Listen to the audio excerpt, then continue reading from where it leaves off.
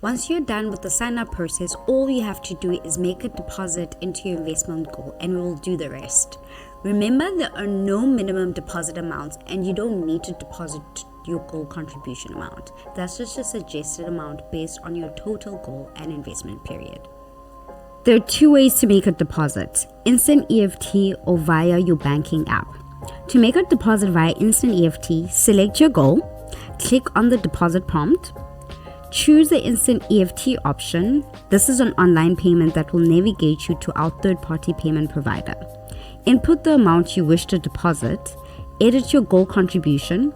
Goal contribution refers to how you would like to split your deposit among your various goals.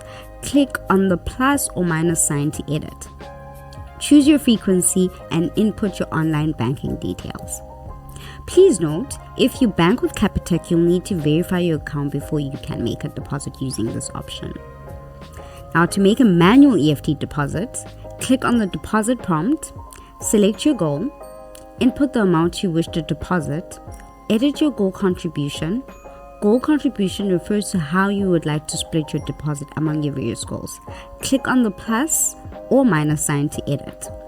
Choose your frequency and you'll be given all the banking details you need to complete the EFT payment in your banking app.